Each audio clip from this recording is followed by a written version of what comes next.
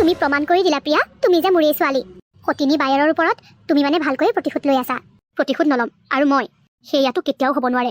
এই প্ৰিয়া কেতিয়াও হাৰিব নোৱাৰে মা। সেইখন ঘৰত তাই মোৰ সতিনী বা আছিল, কিন্তু ইয়াত মই তাইৰ জেশাহু হয়। জানা মা, তাইক মই দিনে ৰাতিয়ে চকু পানী টুকাই টুকাই ভাত খুৱাইছোঁ। সেইখন ঘৰত দেউতাৰ কাৰণে তাইৰ লগত আমি ইমান অত্যাচাৰ কৰিব পৰা নাছিলোঁ, কিন্তু ইয়াত মই সম্পূৰ্ণৰূপে মুক্ত। ইয়াত মই যি ইচ্ছা তাইৰ লগতে সেইটো কৰিব পাৰিছোঁ। তাই বেটিয়ে ৰোহনলৈ বিয়া হৈ ইয়াত ৰাজৰাণীৰ দৰে ভাত খাম বুলি ভাবিছিলে, এতিয়া পাইছে মছলাটো। তাইৰ লগত মই সেইবোৰ কৰিম বুলিয়েই এইখন ঘৰলৈ ডাঙৰ বোৱাৰী হৈ বিয়া হৈ আহিছোঁ। প্ৰথমতে তাই এইখন ঘৰৰ মৰমৰ বোৱাৰী আছিল, কিন্তু এনেকুৱাখন তাইৰ লগত মই এতিয়া কৰিছোঁ নহয়, তাইক কোনেও ভাল নোপোৱা হৈ আহি আছে। আৰু চবে এতিয়া মুখে ভাল পায়। কিয় জানা মা? কাৰণ তাই যেতিয়া বেয়াবোৰ কৰে এইখন ঘৰত, তেতিয়া সেইটোক ভাল মইহে কৰোঁ। কৰিবওতো লাগিব, কাৰণ সকলোৰে চকুত তাইক এতিয়া বেয়া কৰি মই ভাল হ'ব নালাগিব জানো? জানা, ৰোহন আৰু তাইৰ মাজত এতিয়া প্ৰায়েই কাজিয়া লাগে। একদম ঠিক কৰিছা, তাইৰ লগত তেনেকুৱাই হ'ব লাগে। যিজনী ছোৱালীয়ে তাইক মনে প্ৰাণে খুৰীয়েক হিচাপে বিচাৰিছিলে, সেই ছোৱালীজনী এতিয়া তাইৰ কাষ নচপা হ'ল। ভয় কৰা হ'ল খুৰীয়েক বুলিলে এতিয়া। আৰু তাইৰ লগত কি হয় তুমি মাত্ৰ চাই থাকা। তাইৰ লগত যি কৰা কৰি থাকিবা বাৰু, কিন্তু প্ৰিয়া, তুমি তোমাৰ নিজৰ জীৱনটোৰ কথা কি ভাবিছা? মোৰ নিজৰ জীৱনটোৰ কথা মানে তুমি কি ক'ব বিচাৰিছা মা? মই তোমাৰ আৰু ৰাহুলৰ ৰিলেশ্যনটোৰ কথা কৈছোঁ মাজনী। নাই মা, মই যেনেকৈ এইখন ঘৰলৈ ৰুহিৰ ওপৰত মাত্ৰ অত্যাচাৰ চলাবলৈ বিয়া হৈছোঁ, ঠিক তেনেকৈও ৰাহুলে মাত্ৰ দেউতাকৰ কথা মতেহে মোক বিয়া কৰাইছে। আমাৰ মাজত হাজবেণ্ড ৱাইফৰ নিচিনা একো সম্পৰ্কই নাই। ৰাহুলে ফাৰ্ষ্ট ৱাইফক বহুত ভাল পাইছিল আৰু সেই স্থান কাকো দিব নিবিচাৰে, আৰু ময়ো জোৰ কৰা নাই, কাৰণ এইখন ঘৰলৈ বিয়া হোৱাৰ উদ্দেশ্য মোৰ কাৰণে বহুত বেলেগ। তেতিয়াহ'লে তুমি কি গোটেই জীৱনটো ইয়াত এনেকৈ থাকিবা? মোৰ ফিউচাৰক লৈ মই এতিয়া একো ভবা নাই মা, আৰু ইয়াত মই একো দুখো পোৱা নাই। এইখন ঘৰত একোৰেই অভাৱ নাই। মই যিটোকে মন যায় সেইটোকে কৰিব বিচাৰিছোঁ। কোনো বাধা দিওঁতাও নাই। কোনে বাধা দিব? ঘৰখনৰ ডাঙৰ বোৱাৰী যে। আৰু ৰুহিক যিমানেই দুখ দিব পাৰোঁ সিমানেই মই সুখ পাওঁ মা। ইমানেই যদি মই তোমাৰ জীৱনত অশান্তি দি আছোঁ, তেতিয়াহ'লে তোমাৰ জীৱনৰ পৰা মোক উলিয়াই দিয়া নাই কিয়? কিয় তোমালোকে মোক এনেদৰে শাস্তি দি আছা? মোৰ জীৱনৰ পৰা তোমাক উলিয়াই দিব পৰা হ'লে মই কেতিয়াবাতে উলিয়াই দিলোহেঁতেন, কিন্তু সেইটো কাম কৰা নাই একমাত্ৰ দেউতাৰ কাৰণে, দেউতাৰ সন্মানৰ কাৰণে। কিয় তোমালোক কোনেও মোক দেখিব নোৱাৰা হৈ আহি আছা? মই বৰ কষ্টত আছোঁ ৰোহন। কিমান আৰু সহ্য কৰিম? সহ্য কৰিব নোৱাৰা হৈ গৈছোঁ। সেই কথা মোক নহয়, নিজকে সোধা ৰুহি। কিয় তোমাক ঘৰখনৰ সকলোৱে ভাল নোপোৱা হৈ আহি আছে? মই মানুহ চিনাত বহুত ডাঙৰ ভুল কৰিলোঁ। তোমাক মই যি বুলি ভাবিছিলোঁ তাৰ তুমি ওলোটাহে হ'লা। তুমি আমাৰ ঘৰৰ সকলো সুখ শান্তি নাইকিয়া কৰি পেলাইছা। তোমাৰ মাহীমায়ে ঠিকেই কৈছিলে, তুমি যিখন ঘৰলৈ যাবা সেইখন ঘৰৰ সুখ শান্তি সকলোখিনি কাঢ়ি পেলাবা, আৰু এতিয়াতো এইখন ঘৰত সেইটোৱেই হৈ আছে। মই তোমালৈ বিয়া হ'বলৈ অমান্তি হৈছিলোঁ, তাৰ পাছতো তুমি মোক বিয়া কৰাইছিলা, আৰু এতিয়া এইবোৰ কথা মোক কিয় শুনাই আছা? তেতিয়া তোমাক মই চিনিব পৰা নাছিলোঁ, কিন্তু এতিয়া তোমাৰ আচল ৰূপ আমাৰ সন্মুখলৈ আহিছে। আৰে, যিজনী ছোৱালীয়ে প্ৰিয়াৰ সলনি মোৰ লগত তোমাৰ বিয়া হোৱাটো বিচাৰিছিলে, তোমাক মাক হিচাপে বিচাৰিছিলে, সেইজনী ছোৱালীয়ে এতিয়া তোমালৈ ভয় কৰে। ঘৰখনত প্ৰত্যেক দিনাই কেৱল তোমাৰ বাবে সকলোৰে বিপদ হয়। দাদাৰ ৰুমত সোমাই দাদা আৰু মোৰ মৃত্যু হোৱা নবৌৰ যি শেষ চিন আছিলে, সেই চিনটো তুমি শেষ কৰি পেলালা। কেৱল তোমাৰ বাবে দেউতাৰ ভৰিত উতলা পানী পৰি দেউতা এসপ্তাহকৈ বিচনাত পৰি থাকিবলগীয়া হ'ল। প্ৰতিদিনে তুমি ঘৰখনত সৰু ডাঙৰ সকলো ঘটনা ঘটাই থাকা। ইমানবোৰ কৰাৰ পাছতো তুমি বিচাৰা ঘৰখনৰ সকলো মানুহে তোমাক ভাল পোৱাটো। ঘৰখনৰ বাকীবোৰে মোক বিশ্বাস নকৰে নাই, কিন্তু মোৰ দুখ লাগিছে এইটো কথাতে যে তুমিও মোক বিশ্বাস নকৰা ৰোহন। মোৰ হাতেৰে এইখন ঘৰত যি হৈ আছে সেইবোৰ কেনেকৈ হৈছে মই নিজেই পাত্তা পোৱা নাই, কিন্তু মই জানি বুজি কাৰো লগত একো ক্ষতি কৰা নাই ৰোহন। তোমালোকৰ ওচৰত প্ৰমাণ দিবলৈও মোৰ হাতত যে প্ৰমাণো নাই। প্ৰমাণ নাই কি হ'ল? তোমাৰ এই চকু পানীখিনি আছে নহয়। কিমান আৰু মিছা অভিনয় কৰিবা ৰুহি? বৌয়ে এইখন ঘৰৰ সন্মানৰ কাৰণে যিমানখিনি কষ্ট কৰিছে, যিমান ত্যাগ কৰিছে, তাৰ আধাও যদি তুমি কৰিলাহেঁতেন, মই অলপ হ'লেও সুখী হ'লোহেঁতেন। আচলতে তুমি এই সকলোবোৰ জানি বুজিয়েই কৰি আছা। তুমি কিহবাৰ প্ৰতিশোধ লৈ আছা আমাৰ ওপৰত। মনত ৰাখিবা, একমাত্ৰ দেউতাই কোৱাৰ কাৰণে মই সহ্য কৰি আছোঁ, নহ'লেতো মই তোমাক কেতিয়াবাই এইখন ঘৰৰ পৰা গটা মাৰি বাহিৰ কৰি দিলোহেঁতেন। তুমি ইমান কষ্ট কৰিব নালাগে ৰোহন। মই নিজেই এইখন ঘৰৰ পৰা একেবাৰে গুচি যাম। তোমালোকৰ লগত বেয়া কৰাটো দূৰৰে কথা, তোমালোকৰ বেয়া হোৱাটোও মই ভাবিব নোৱাৰোঁ। ইমান দিন সহ্য কৰি সহি সামৰি আছিলোঁ, জানোচা তোমালোকে মোক বুজি পোৱা, কিন্তু যিমানেই দিন বাগৰিছে সিমানেই তোমালোকৰ মোৰ ওপৰত খং অভিমান বাঢ়ি আহিবলৈ ধৰিছে। নিজৰ ছোৱালী বুলি ভবা দেউতাজনে আজি মোক দেখিলে মুখ ঘূৰাই। ভণ্টি বুলি ভবা দাদাজনে মোৰ মাতটোকে সহ্য নকৰে। মাক বুলি ভবা ভতিজাজনীয়ে আজি মোৰ কাষলৈ আহিবলৈ ভয় কৰে। ঘৰত থকা সময়কণত প্ৰতিটো মুহূৰ্তত চাহটোৰ দৰে লাগি থকা মোৰ হাজবেণ্ডে আজি মোৰ লগত এষাৰ কথা পাতিব নিবিচাৰে। কিহৰ আশাত মই এইখন ঘৰত থাকোঁ?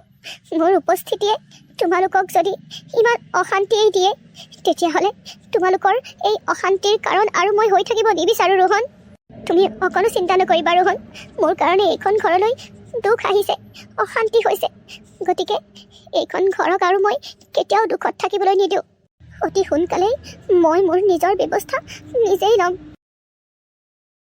তই মোৰ লগত এইবোৰ কিয় কৰিলি প্ৰিয়া? কি কৰিলোঁ তোৰ লগত মই?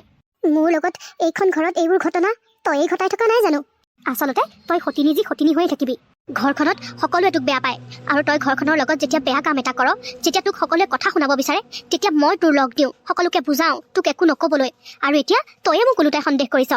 যিজনীয়ে তোক সকলোৱে বেয়া পোৱাৰ স্বত্তেও তোৰ কাষত সদায় থিয় হৈ থাকে। কিমান আৰু মিছা অভিনয় কৰিবি প্ৰিয়া? বন্ধ কৰ তোৰ এই অভিনয়। যিমান মিছা মাতিবলৈ চেষ্টা কৰিলেও মই এতিয়া তোৰ এটা কথাও বিশ্বাস নকৰোঁ। কাৰণ মই নিজ কাণে তই মাৰ লগত পতা কথাখিনি শুনিলোহি। তই মানে এতিয়া মনে মনে মোৰ কথাও শুনি থাকিব পৰা হলি। কি কথা শুনিলি তই মোৰ? তোৰ কথা শুনিবলৈ মই ইয়ালৈ অহা নাছিলোঁ প্ৰিয়া। আহিছিলোঁ মই তোক শেষবাৰৰ কাৰণে মাত এষাৰ দি যাবলৈ। এইজনী একেবাৰে ঘৰ এৰি যোৱাৰ কথা ভবা নাইতো? নাই, এইক মই কেতিয়াও এইখন ঘৰ এৰি যাবলৈ দিব নোৱাৰোঁ। কাৰণ কুহিৰ মাক হ'বলৈ বা ৰাহুলৰ পত্নী হ'বলৈ মই এইখন ঘৰলৈ বিয়া হৈ অহা নাই। এইখন ঘৰলৈ বিয়া হৈ আহিছোঁ একমাত্ৰ এই চকুত চকু পাৰি চাবলৈ। আৰু এইজনী গুচি গ'লে দেখোন ঘৰৰ সকলোখিনি দায়িত্ব মোৰ ওপৰত আহি পৰিব। এই হতুৱাই মই সকলোখিনি কাম কৰাওঁ। ভাল মাত এষাৰ সেইকাৰণে দি থাকোঁ যাতে মোৰ সকলোখিনি কাম কৰি দিয়ে। এইজনী যদি এতিয়া ইয়াৰ পৰা গুচি যায়, নাই, সেইটো মই কেতিয়াও হ'বলৈ নিদিওঁ। তই ভুল বুজিছ চাগে ৰোহি, তই কিবাহে শুনিলিহি। মই কৈছোঁ নহয় প্ৰিয়া, তই আৰু যিমান অভিনয় কৰিলেও মই তোক আৰু বিশ্বাস নকৰোঁ। তই এনেকুৱা এজনী ভনীয়েক যিয়ে নিজ বায়েককেই সাপ হৈ খুটি বেজ হৈ জাৰিবও জানে। নহয় তই মোৰ বা, সেই অধিকাৰ মই তোক আজিলৈকে দিয়া নাই আৰু কেতিয়াও নিদিওঁ। মিছাতে নিজকে মোৰ বায়েক হোৱাৰ সপোন দেখি নাথাকিবি। মই তোক আগতেও ঘৃণা কৰিছিলোঁ আৰু এতিয়াও ঘৃণা কৰোঁ। কিয় কৰিলি তই মোৰ লগত এনেকুৱা? মিছা ভনীয়েকৰ মৰমবোৰ কিয় দিলি? ইমানেই যদি তই মোক ঘৃণা কৰ, তেতিয়াহ'লে প্ৰথমতেই নকলি কিয় যে তই এইখন ঘৰত মই থকাৰ কাৰণে বেয়া পাইছ? মই সেইদিনাখনেই এইখন ঘৰ এৰি গুচি গ'লোহেঁতেন। বাহ, তই এইখন ঘৰ এৰি গুচি গ'লিহেঁতেন মোৰ কাৰণে? ইমান মহান তই? মইতো তই এইখন ঘৰৰ পৰা গুচি যোৱাটোকেই বিচৰা নাছিলোঁ। কি বিচাৰিছিলোঁ জান? যাতে তই তিল তিলকৈ এইখন ঘৰত সকলোৰে গালি সপনি খাই প্ৰত্যেক দিনাখনে চকু পানী বোৱাই থাক। এইখন ঘৰলৈ বিয়া হৈ মহাৰাণীৰ দৰে থাকিম বুলি ভাবিছিলি নহয়, কিন্তু মই বিচাৰিছিলোঁ তই এইখন ঘৰত চাকৰণীৰ দৰে থকাটো। আৰু চা, আজি ইমান দিনে মই যিটোকে বিচাৰিছিলোঁ সেইটোকে হৈ আছে। তাকেইতো মই তোৰ পৰা জানিব বিচাৰিছোঁ, ইমান ঘৃণা কিয়? দুইজনী একেজনী মাকৰ পৰা জন্ম নহ'ব পাৰোঁ, কিন্তু মইতো তোক কেঁচুৱাৰ পৰা পাইছোঁ। ইমান বছৰ একেটা ঘৰতে দুইজনী থকাৰ পাছত ইমান বেয়া কিয় পাৱ তহঁতে মোক? তোৰ মাৰে মোৰ মাৰ সুখ শান্তি কাঢ়ি নিলে আৰু তই মোৰ সুখ শান্তি কাঢ়ি নিলি। তাৰ পাছতো সুধিছ কিয় বেয়া পাওঁ? ৰোহনক দেখাৰ পাছত মই তাৰ প্ৰেমত পৰিছিলোঁ, তাৰ লগত বিয়া হোৱাৰ সপোন দেখিছিলোঁ আৰু মোৰ সেই সপোন বাস্তৱত পৰিণত হ'বলৈ গৈ আছিলে। কিন্তু তই সকলোখিনি শেষ কৰি পেলালি। কিন্তু মই সেই বিয়াত বহিবলৈ অমান্তি হৈছিলোঁ। তহঁতেই মোক জোৰ কৰি সেইখন বিয়াত বহিবলৈ বাধ্য কৰাইছিলি। তাৰ পাছত এইখিনি কি এতিয়া? তই কি ভাবিছ? তই অমান্তি হ'লেও দেউতাই মানি ল'লেহেঁতেন। দেউতাই যেনে তেনে হ'লেও তোক ৰোহনলৈ বিয়া দিলেহেঁতেনেই। আৰু সেই কাৰণেই মই ৰাহুললৈ বিয়া হোৱাৰ প্লেনিং কৰিলোঁ, যাতে এইখন ঘৰত প্ৰত্যেক দিনাখনেই তই ভাল পোৱা মানুহবোৰৰ ওচৰত নাইবা তোক ভাল পোৱা মানুহবোৰৰ ওচৰত মই তোৰ একেবাৰে মূল্য নাইকিয়া কৰিব পাৰোঁ। আৰু চা, আজি তোক সকলোৱে বেয়া পায়। আনকি মোৰ লগত বিয়া ভাঙি তোৰ লগত বিয়া পতা তোক ভাল পোৱা তোৰ মানুহটো ৰোহনেও তোক বেয়া পায়। এইখন ঘৰত তোক মই কাৰোৰে আপোন হ'বলৈ নিদিলোঁ। আৰু মোলৈ চা, এনেকুৱা খেল খেলিলোঁ তোৰ লগত যে ঘৰৰ এতিয়া সকলোৱে কেৱল মোক বিশ্বাস কৰে। ঘৰখনত ঘটি থকা সকলোখিনি বেয়া ঘটনাৰ বাবে সকলোৱে কেৱল মোক দোষাৰোপ কৰে, য'ত মোৰ কোনো দোষেই নাই। আৰু সেইটো মুহূৰ্তত তই সকলোখিনি ঠিক কৰি তই সিহঁতৰ চকুত শুদ্ধ হৈ পৰ। কিন্তু মনত ৰাখিবি প্ৰিয়া, তই এইখন ঘৰৰ মানুহবোৰৰ চকুত মোক ভুল দেখুৱাইছ, কিন্তু ভগৱানৰ চকুত মই শুদ্ধ। আৰু এদিন ভগৱানে ইয়াৰ উচিত বিচাৰ ল'বই। যি কি নহওক, এইখন ঘৰৰ পৰা একেবাৰে যোৱাৰ আগতে মই যে তোৰ আচল ৰূপটো দেখিবলৈ পালোঁ, সেয়াই মোৰ কাৰণে বহুত সৌভাগ্য। তই চিন্তা নকৰিবি প্ৰিয়া, তোৰ এই আচল ৰূপটোৰ কথা বা মোৰ লগত তই কি কি কৰিলি, এইখন ঘৰৰ লগত তই কি কি কৰিলি, সেই সকলোবোৰ কথা মই কাৰো আগত কেতিয়াও নকওঁ। এইখন ঘৰৰ মানুহবোৰে কেৱল তোক ভাল পায় আৰু তোক ভাল পোৱা মানুহবোৰৰ লগত তই সদায় সুখত থাক। মই সেইটোৱে বিচাৰোঁ। যিখন ঘৰত এজন মানুহৰ মনতো মোৰ প্ৰতি অকণমানো ভাল পোৱা ভাৱ নাথাকে, সেইখন ঘৰত মই আৰু এক মিনিটো থাকিব নিবিচাৰোঁ। মই আহিছোঁ প্ৰিয়া, তই ভালেৰে থাকিবি। মোৰ লগত যি কৰিলি কৰিলি, কিন্তু তোক মই এতিয়া অনুৰোধ কৰিছোঁ, তই যাতে নিজৰ লগত আৰু বেয়া নকৰ। কাৰণ তই যিমানেই বেলেগৰ লগত বেয়া কৰিবি, সিমানেই তোৰ বেয়া হ'ব। ৰুহি, প্ৰিয়া, কি হৈছে তোৰ? তইতো এতিয়ালৈকে ঠিকেই আছিলি। মই একো ধৰিব পৰা নাই মোৰ লগত কি হৈছে। মই সকলোবোৰ ধুৱলি কলি দেখিছোঁ। মোৰ মূৰটো খুবকৈ ঘূৰাইছে। তোক মই একেবাৰে বিশ্বাস কৰিব নোৱাৰা হ'লো অ'। ঘৰখনৰ চকুত মোক বেয়া কৰিবলৈ তই আকৌ অভিনয় কৰা নাইতো। কি হ'ল ডক্টৰ? মোৰ বোৱাৰীজনী এনেকৈ হঠাৎ অচেতন কিয় হৈ গ'ল? ছাৰ, এতিয়া প্ৰিয়া সুস্থনে? হয়, তেখেত এতিয়া সুস্থ। মোৰ আপোনালোকৰ লগত দুটামান কথা আছে। কি কথা ডক্টৰ? আহক মোৰ লগত। প্ৰিয়া, অকণমান ভাল পাইছানে? কি হৈছিল বাৰু তোমাৰ ঘপককৈ? মই যে বহুত ভয় খালোঁ। মই এতিয়া সুস্থ, আপুনি ইমান চিন্তা কৰিব নালাগে। কেনেবাকৈ এই সকলোবোৰ ৰুহিয়ে কৰা নাইতো। তুমি বেহুচ হোৱাৰ সময়ত সেইডোখৰত ৰুহিও আছিল। মোৰ কিন্তু তাৰ ওপৰতে সন্দেহ হৈছে। সেইজনীয়ে ঘৰখনত ইটোৰ পাছত সিটো বেয়া কাণ্ড কৰিয়েই আছে। এইটোতো চাগে তাইৰে হাত আছে। নাই, তাই একো কৰা নাই। তাই মই কথা পাতি আছিলোঁ আৰু হঠাতে মোৰ মূৰটো ইমানকৈ ঘূৰালে যে মই ৰৈ থাকিব নোৱাৰিলোঁ। ভগৱানে যে ইমানতে ৰক্ষা কৰিলে। আপুনি মোৰ কথা ইমান চিন্তা কৰে। কিয় নকৰিম? আফটাৰ অল তুমি মোৰ পত্নী হয়। আপোনাৰ মই দ্বিতীয় পত্নীহে। ইমান চিন্তা কৰিব নালাগে দিয়ক। আপুনি জানো কোৱা নাছিলে আপোনাৰ হৃদয়ত আপোনাৰ প্ৰথম পত্নীৰ বাবে যি স্থান আছে সেই স্থান আপুনি কেতিয়াও কাকো দিব নোৱাৰে। গতিকে মোৰ কিবা এটা হ'লেও আপোনাৰ একদম মনে মনে থকা প্ৰিয়া, সেইবোৰ কথা এতিয়া নুলিয়াবা। মোৰ প্ৰথম পত্নী মোৰ বাবে এক মধুৰ স্মৃতি, কিন্তু এতিয়া তুমি মোৰ পত্নী আৰু তোমাক মই কেতিয়াও হেৰুৱাব নোখোজোঁ প্ৰিয়া। নাজানো কিয় তোমাক হেৰুৱাম বুলি মোৰ বৰ ভয় হৈছিল, যিটো ভয় মই কাহানিও খোৱা নাছিলোঁ। অনুৱে মোক অকলশৰীয়া কৰি এৰি থৈ গ'ল। এতিয়া তুমিও তেনেকুৱা নকৰিবা। মই তোমাক কেতিয়াও হেৰুৱাব নোখোজোঁ প্ৰিয়া। তুমি মোক তোমাৰ হাজবেণ্ড বুলি ভাবা নে নাভাবা নাজানো, কিন্তু এতিয়াৰে পৰা মই তোমাক সম্পূৰ্ণ পত্নীৰ অধিকাৰ দিব বিচাৰোঁ। তুমি সৈমত হ'বানে? সঁচাকৈ আপুনি মোক আপোনাৰ পত্নীৰ মৰ্যাদা দিব? সঁচাকৈ। মোক দেখোন মোৰ চৌপাশৰ সকলোখিনি মানুহেই ভাল পায়। মইহে কাকো সঁচা অন্তৰেৰে ভাল পাব নাজানিলোঁ। সকলোৰে লগত মই কেৱল বেয়াটোকেই কৰিলোঁ। যদিও বেয়া উদ্দেশ্য লৈ মই এই মানুহজনলৈ বিয়া হৈছিলোঁ, মানুহজনক কিন্তু মই লাহে লাহে ভাল পাবলৈ ধৰিছিলোঁ। পত্নীৰ মৰ্যাদা নিদিয়াৰ বাবে কেতিয়াবা কেতিয়াবা মোৰ হৃদয়ত এটা বিষ অনুভৱ কৰিছিলোঁ। আৰু আজি তেখেতে মোক একেবাৰে নিজৰ কৰি ল'ম বুলি কৈছে। কিন্তু প্ৰিয়াৰ প্ৰতি মোৰ মনত ঘৃণাৰ ভাৱ ইমানেই বাঢ়ি গ'ল যে মই ভাল বেয়া একো বিচাৰ কৰিব নোৱাৰা হ'লোঁ। প্ৰত্যেকটো ক্ষণতে মাত্ৰ বেয়া কামকে কৰি থাকিলোঁ। আৰু আজি যদি তেখেতে এইবোৰ সকলো মই কৰা বুলি গম পায়, তেতিয়াও বাৰু মোক তেওঁ আপোন কৰি ল'বনে? এইবোৰ আপুনি কি কৈছে ডক্টৰ? আপোনালোকে ঠিকেই শুনিছে। মোৰ বোৱাৰীৰ দুয়োটা কিডনী বিকল হৈছে। আপুনি আকৌ এবাৰ টেষ্ট কৰক ডক্টৰ। যিমান টেষ্ট আছে সকলোবোৰ কৰক। টকাৰ কাৰণে অকণো চিন্তা নকৰিব, কাৰণ মোৰ পত্নীৰ এইটো বেমাৰ হ'বই নোৱাৰে। তাই এজনী সম্পূৰ্ণ সুস্থ হৈ থকা ছোৱালী। গতিকে তেনে এজনী ছোৱালীৰ যদি আপুনি দুয়োটা কিডনী বিকল হয় বুলি কয়, কোনে বিশ্বাস কৰিব? মই আপোনালোকৰ মনৰ অৱস্থাটো বুজি পাইছোঁ, কিন্তু এইটো সত্য কথা। যিমান টেষ্ট কৰিলেও ৰিপৰ্ট একেটাই ওলাব। আৰু আজিকালি বেমাৰবোৰ প্ৰায় এনেকুৱাই হৈছে।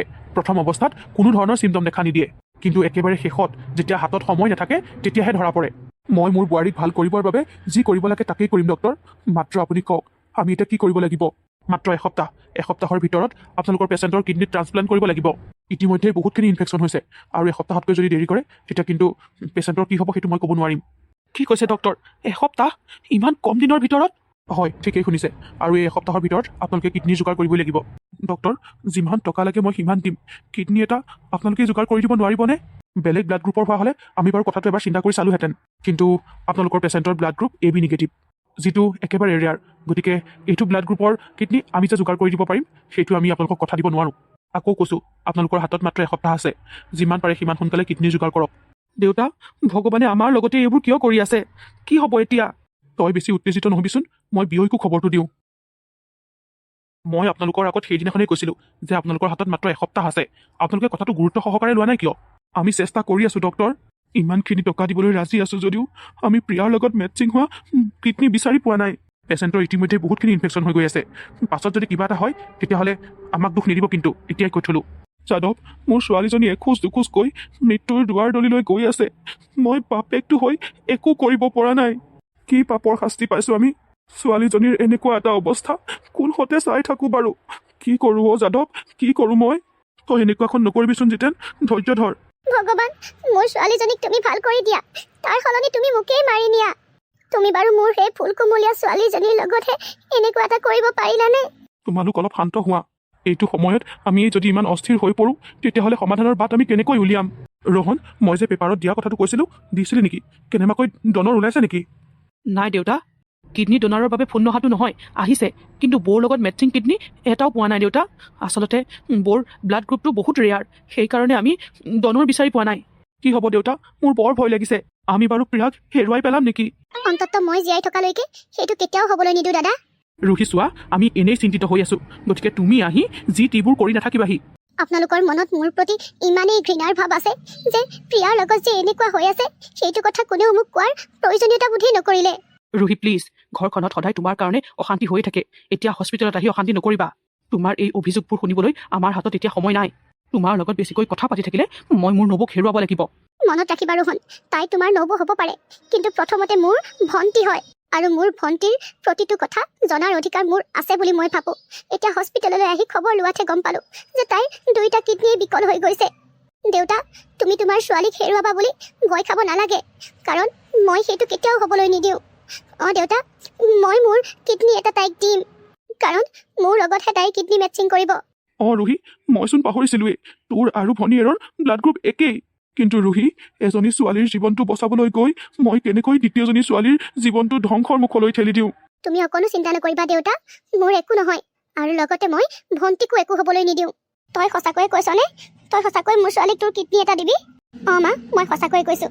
আপোনালোকে যদিও মোক কেতিয়াও আপোন বুলি ভবা নাছিলে, মই কিন্তু সদায় আপোনালোকক মোৰ নিজৰ বুলিয়েই ভাবি আহিছোঁ। আৰু আজি মই মোৰ ভণ্টিৰ অৱস্থাটো চাই থাকিব নোৱাৰোঁ। যিকোনো প্ৰকাৰে মই তাক বচামেই। মা, ভগৱান, তোমাক বহুত বহুত ধন্যবাদ।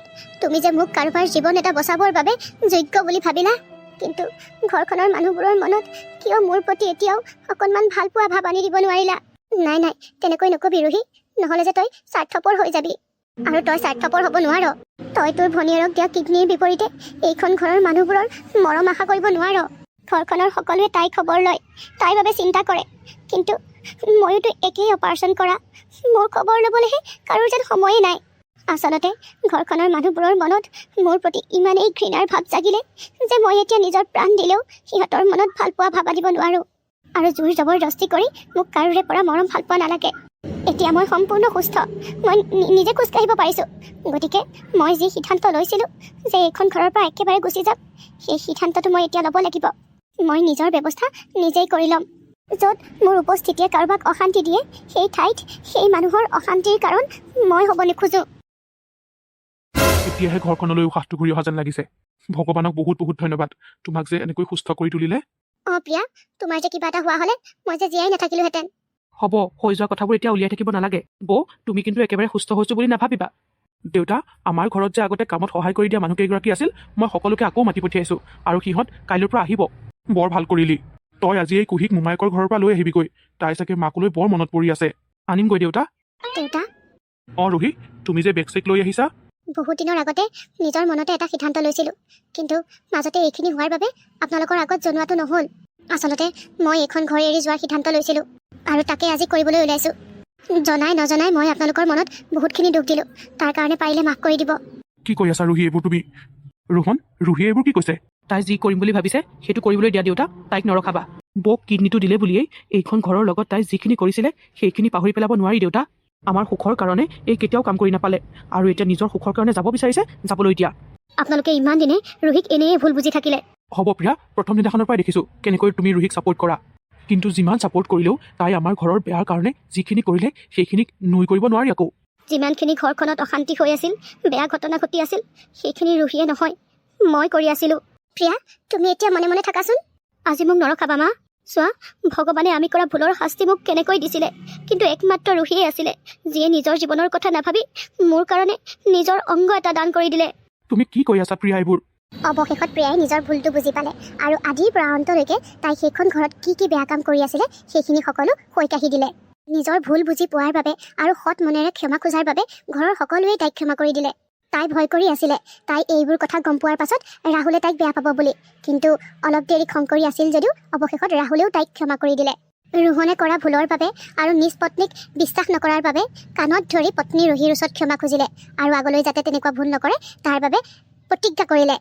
মাহীমাকেও নিজৰ ভুলটো বুজি পালে আৰু ৰুহিৰ ওচৰত ক্ষমা খুজিলে। অৱশেষত ঘৰখনত দুজনী বায়েক ভনীয়েক মিলি ঘৰখনলৈ সুখ কঢ়িয়াই আনিলে। কুহিয়েও দুজনীকে মা পালে। এতিয়া সকলোবোৰেই ঠিক চলি আছে। ৰাহুল আৰু প্ৰিয়াৰ এটা ল'ৰা সন্তান হ'ল। কুহিয়েও ভায়েক পালে, আকৌ পাব, মানে ৰোহন আৰু ৰুহি এতিয়া বাক বাপেক হ'বলৈ ওলাইছে। এই কাহিনীটো ইয়াতেই অন্ত পৰিল। আকৌ এটা নতুন কাহিনীৰে লগ পোৱাৰ আশাৰে আজিলৈ ধন্যবাদ।